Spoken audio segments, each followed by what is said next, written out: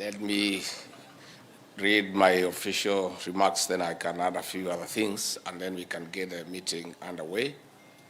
Our Cabinet Secretary for Interior, Professor Kithure Kindiki, the CS for Mining and Blue Economy, Salim Mvurya, the CS for Gender, Aisha Jomo, the CS for Health, Susanna Kumisha, Principal Secretary is present, the Governor is present here today, the Speaker of the Senate, Deputy Governor is present, Members of Parliament present, the Inspector General of Police, the acting, the CEO, Nakada, the clergy.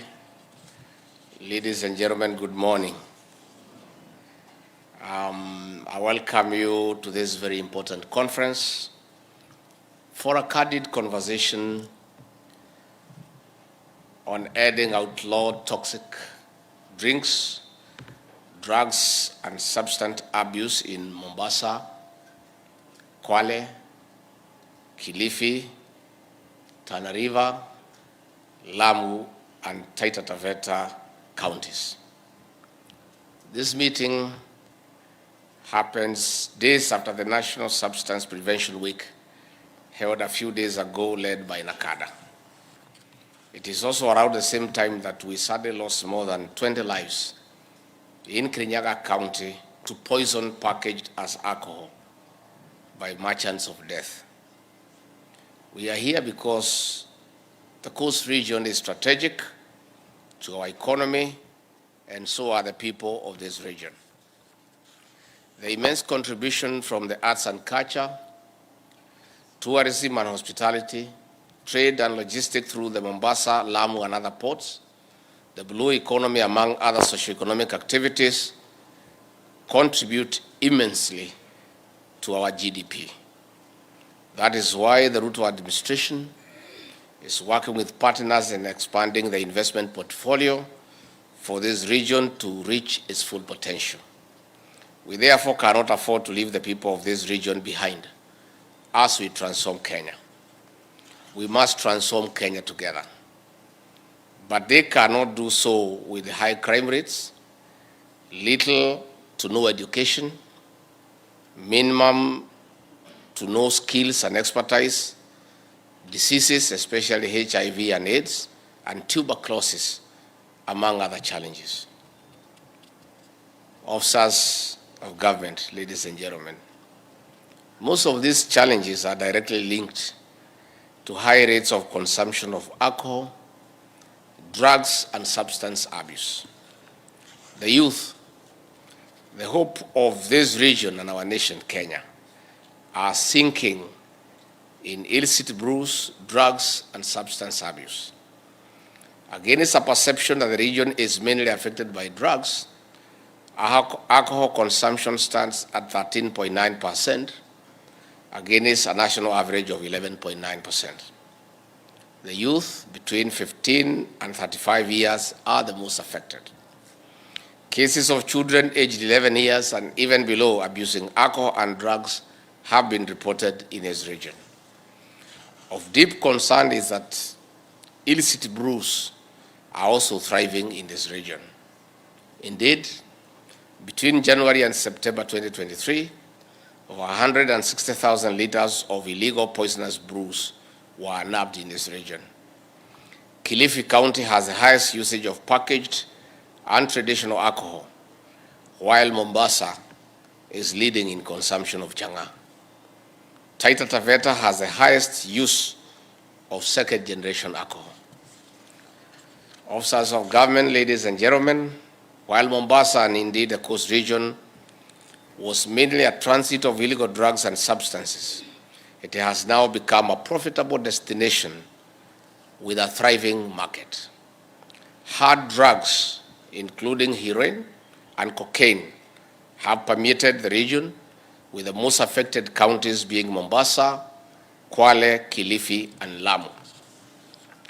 Nationally, about 26,000 people inject themselves with heroin, cocaine, and other hard drugs, and of these, 89% are youthful men. Mombasa, Kwale, and Kilifi are among the top 5 counties in the country, accounting to 43% of people who inject themselves with drugs. The other 2 counties are Nairobi and Kiambu. Latest reports show that Coast now hosts up to 18,000 users of injectable drugs, and mainly our young population. One of the biggest negative impacts of injections is the spread of HIV/AIDS. In Kenya, the prevalence of HIV/AIDS among people injecting drugs is 18.7% against 4.3% among the general population. This is about 4 to 5 times risk of contracting the virus through sharing of needles and syringes. Besides HIV, they are exposed to hepatitis B and C. Because of rejection from families and stigma from society, most drug abusers stay together in dens and dungeons. This increases the risk of contracting tuberculosis and other communicable diseases. Officers of government, ladies and gentlemen, crime rate is also very high at the coast, particularly in Mombasa County. Juveniles and youths trapped in drugs engage in lethal crimes to finance their abuse of hard drugs. As you may bear witness, the deadly gangs, armed with crude weapons, terrorize people in Likoni, Kisauni, the Old Town, among other areas. At family level, domestic violence has been linked to alcohol, drugs, and substance abuse. For instance, a study on the negative impact at the coast and central Kenya placed intimate violence at 33.3%, economic violence at 16.7%, physical violence at 15.1%, and sexual violence at 7.1%. Ladies and gentlemen, with about 18,000 injectable drug abusers in this region, we cannot sit back and watch as our young people are driven to extinction. It is for this reason that the government has convened this conference of diverse stakeholders to dissect this matter and come up with a joint strategy of saving our young people and our country. Officers of government, ladies and gentlemen, our porous borders and the open seas are under sharp focus. Rogue security and officers of other security agencies, state agencies, have been compromised in corruption by merchants of death for far too long. Brewers of poisonous alcohol, drug peddlers, and barons belong to jail. State officers abetting this illegal trade have no room under this administration.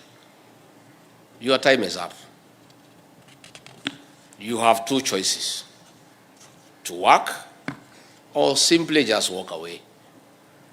Life in Kirinyaga County, where police officers had the mindless courage to steal and sell toxic alcohol exhibits with sheer impunity, is shocking. And we are ready to send people to jail, including those who work for government. If you still want to serve this government, you must map out all official and non-official entry points. Officers of government, ladies and gentlemen, in the 6 counties, we only have 2 public rehabilitation centers: Miritini Treatment and Rehabilitation Center in Mombasa, which is run by Nakada, and the Kwale County Government Rehabilitation Center in Kombani. This is against 14 private facilities, charging from 90,000 Kenya shillings or more for a 3-month program. This is not affordable to most families. We cannot concentrate resources on development as our children are ruined and killed. I challenge our counties, led by governors and deputy governors who are here, to channel revenue collected from alcoholic drinks licenses into building and equipping rehabilitation centers. This will be part of the support system in the recovery strategy as we seek to restore the dignity of our young people. Ladies and gentlemen, similarly, none of the 6 counties has enacted a specific legal framework for containing alcoholism and hard drugs.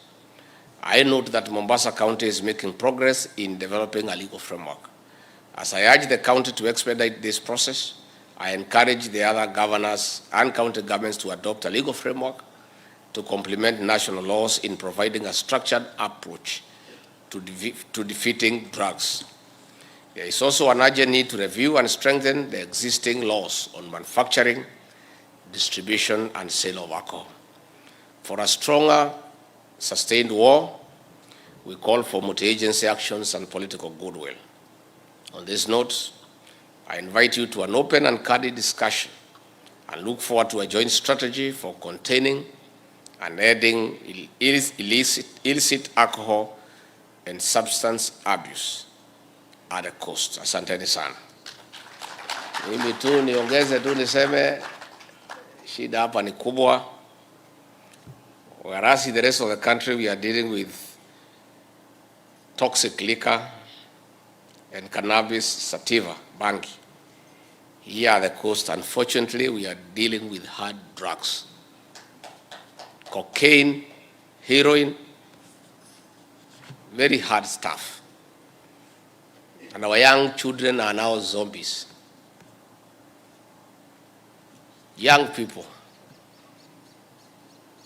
at the prime of their youth, when they are most productive, have been rendered useless and are zombies just staring and glaring at the space. This situation has become worse because there's a lot of impunity now. Drugs are being sold in the open. Here in Mombasa, in Kilifi, in Lamu. In the open. And this situation is not acceptable. It is not. Na ndio tumekuja tuzungumze tukubaliane. What is the way forward? This Friday we have a meeting with the CS Interior. We are going to announce serious measures to deal with this problem in the country. But we wanted to come to coast ahead of that meeting because on issues of hard drugs, this is the worst situation in the country. And I want to ask our leaders from the coast. They are quiet. Why are they quiet? Kwa nini viongozi wamekimya?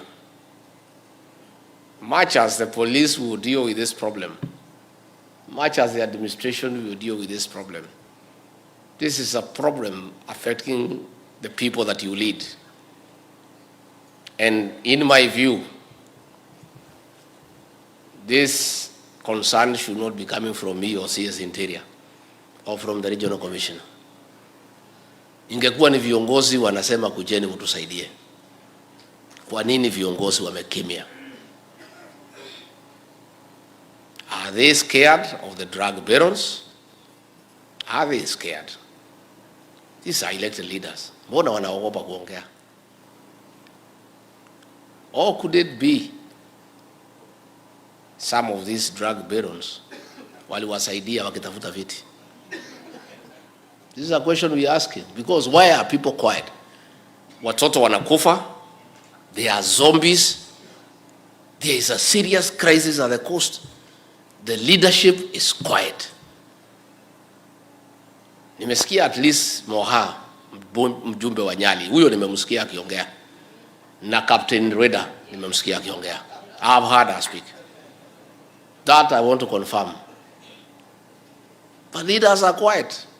Why are leaders in coast quiet as our young population is being killed and destroyed by drugs?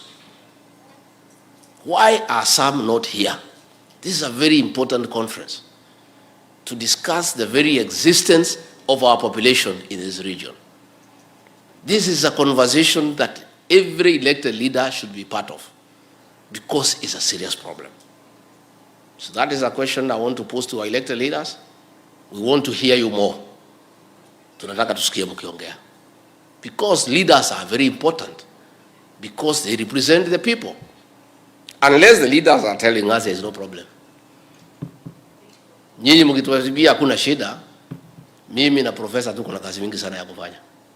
Kama hakuna shida kwa sababu mmenyamaza, mbona sisi tuna insist iko shida na wenye hapa wanakimya kama hakuna shida? Sio kama iko shida. Why are the leaders quiet? Why? It is very worrisome. Then we are concerned as a government. Why? The rest of the country, the leaders are up in arms.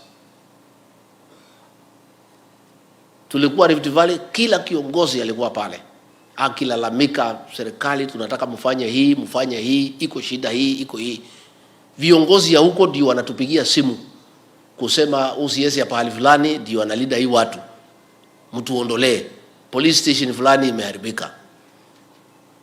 Other than Moha and Captain Reda, nobody has called us to say hapa iko shida. Iko nini pwani? I want to be very candid kwa sababu mimi ni mtu ya kusema ukweli. Na mimi kama mnaogopa hao drug barons, mimi siwaogopi. Hata huyu profesa wangu hawaogopi, hata huyu IG hawaogopi. Hatusikii nyinyi. We don't hear you. Why don't you help us in oversighting our security agencies and tell us where there is a gap? Mukinyamaza tutajuaje pahali iko shida? So I'm calling upon leaders from today, tafadhalini mtuambie ile maneno tumekubaliana hapa na maofisa ya serikali kama inafanyika, kama shida inapungua ama inaongezeka. You know, I was in Nandi on Sunday and the leaders there were telling me, Deputy President, since you are here, there is 70% improvement, lakini imebaki 30% area fulani, area fulani, area fulani. Leader after leader, they are telling us they are doing an audit because they are concerned about the lives and the health of their people. Kwani watu ya pwani wanakilishwa na nani? Watoto wanakufa, watu wamenyamaza. Tumeitana hapa mkutano, tuongee shida iko hapa Mombasa. Wengine hawako. Wengine wako. Nani atazungumzia hii watu? Elected leaders represent the people. So that your role of representation, you tell us what our people require. Again, oversight, you tell us we have a weakness in that or this police station. We have a problem in courts. Siku tumeenda Kirinyaga, viongozi wenyewe ndio wanatuambia hii mtu alishikwa tarehe hii akawachiliwa, alishikwa tarehe hii akawachiliwa, shida iko kotini. Viongozi ndio wanasema. Hapa tumekimya, and there are two conclusions. Either hamuna haja na watu wamechagua nyinyi, ama wengine are part of the problem. That is all. Those are the two conclusions. Because there is no other way of explaining it. Kama vile mnaongeaga mambo ya mashamba, the squatter problem, because hiyo mnazungumza sana na tunamsikia, and we are addressing it because you talk about it. Muongee mambo ya mihadarati with the same passion, with the same commitment, so that we know where the problem is, tusaidie. Sisi tuko tayari kusaidia, but we cannot win this war without leaders. So I'm calling upon the leadership of Coast Region to be part of the solution and to work with the government so that we can deal with this problem, so that we protect the people who elected you and whom you have a responsibility to safeguard and think about their well-being. Our officers, the truth of the matter, we are not doing well. Let us accept. And the beginning of solving a problem is to accept where there is a weakness. Hii Mombasa, hii Lamu, hii Kilifi, hapana, hapana. Hii madawa inauzwa kila pahali. And the chiefs know who is selling these drugs. Wanajua. OCS at the local police station know who is selling these drugs. The people from the Criminal Investigation Directorate, they know. Yet, things are just going on. Tunashika watu wachache hapa na pale, wengine wanaendelea. I know we have serious challenges with our courts, and we have talked to the registrar of the High Court, tulimuita kwa mkutano, and we have told him to go and communicate our concern as an administration. Walikuwa wanatuambia ati ukipatikana na msukoto moja ya bangi, ati hiyo ni kidogo isipelekwe kotini. Sasa, in the law, there is nowhere they talk about the quantity. Being in possession of cannabis sativa is a crime. And the courts cannot tell us ati ndio mtu ashitakiwe akuja na misukoto 10 ama 20. And I think we have sent our concern to the judiciary. I trust it will be addressed. So let us have a candid conversation. Lakini upande wetu, from the national government, the CS will speak, will tighten things.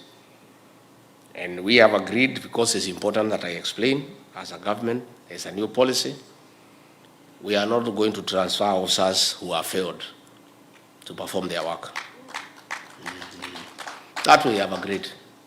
And I think it's a good decision, because every county is part of Kenya. So if you fail in Mombasa, what is the wisdom of taking you to Kisumu? There is no wisdom. If you fail in Taita Taveta, what is the wisdom of taking you to Kajiado? This is the same country, it's the same government, it's the same people. We are not going to transfer failure. We are not going to transfer problems. We will deal with failure in the way failure should be dealt with. Kama kazi imekushinda, basi upeane nafasi mwingine akuja afanye. I want to say we will be very firm.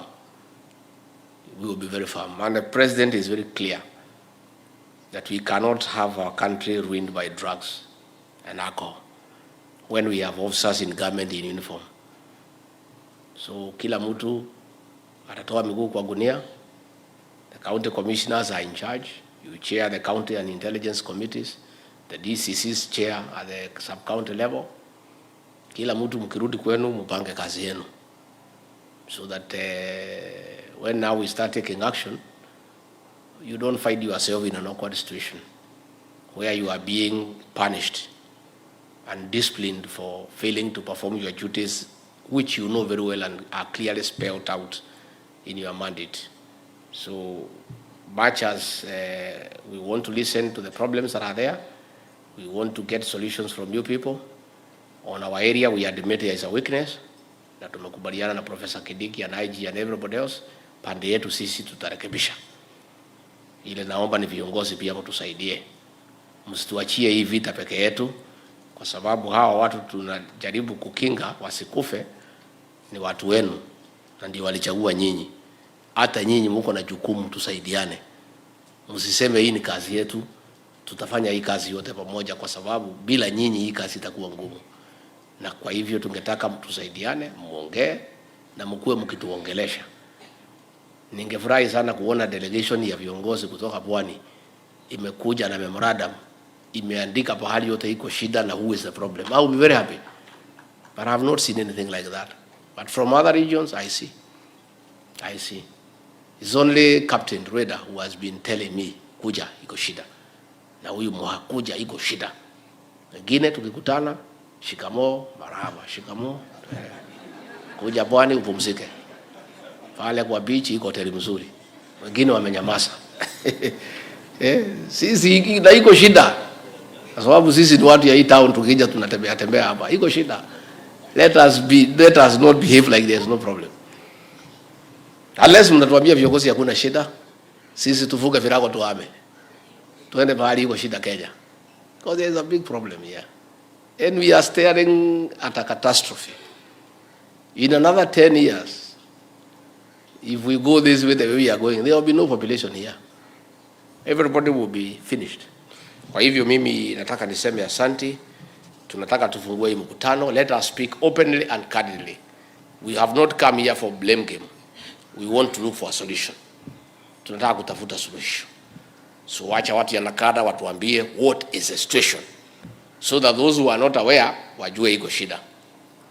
Then officers wapewe nafasi wasungumuze, administration wapewe nafasi wasungumuze, viongozi wapewe nafasi wasungumuze, mawaziri hao wetu wasungumuze. Then finally tukubaliane what is the way forward. How do we allow this situation to continue? What is it that we can do together, jointly, working in cooperation with the synergy to save our young children from extinction? Because if we proceed the way we are proceeding, we stay at a very bleak future for this region, which is very important for our economy, which is a transit point for our cargo, which is a very important tourism destination. Is a region we must protect from all fronts so that we have a good environment and we have healthy people and a healthy population who can boost our tourism, who can assist in the port of Mombasa, because there are very many economic activities that take place around this region. So I invite you to a very candid discussion. Poleni sana kama nimekukwarusa pahali unisamehe. I'm just a truthful person and I'm like that. And I cannot change. I'm 58 years. Siwezi badilika sasa. Tiniaze mambo ya uongo ya kupaka watu mafuta. Mimi sasa nimepita hapo. Kwa sasa ukiwa ni mtu ya kusema ukweli, at this age you cannot change. So others watasema nimewaingilia, it's okay. Lakini nimesema ukweli. Na hii ukweli hufichiki. Hata ukificha utaonekana. Kikwetu there is a saying, sijui kama iko hapa pwani. Mimba hata ukificha, hata ukifunga na leso isionekane. Inafika pahali ikifika mwezi 7 lazima ionekane. I don't know whether there is that saying here in the coast. Iko? Sasa kuna pahali kwetu tunasemaga sasa imepoteza nguo. So so hii situation ya hii madawa imefika hapo. Imefika hapo. It is clear. Iko pale. So hata mkinyamaza, hata mtaki kuongea, problem iko na imeonekana. We must confront it head on. And the problem of the coast is not like any other. It is hard drugs. Hard drugs. Very serious problem. Very serious problem, even internationally. It's actually an international crime. So tutamulika hii pwani. Tutamulika vizuri. Kama utapatikana wewe pia, hata kama wewe ni kiongozi na uko hapo, pole. But we are going to focus on it. Because hata nyinyi kama hamuna shida watoto wenu wamalizwe, hii dawa pia inakuja pahali nyingine where Kenyans are concerned. So we must deal with this problem conclusively and in a very ruthless manner, because that situation cannot be allowed to continue. Because it's not healthy for the country, it's not healthy for the people of this region, it's not healthy for the people of Kenya. Asanteni sana. I look forward to a very healthy discussion. Asante.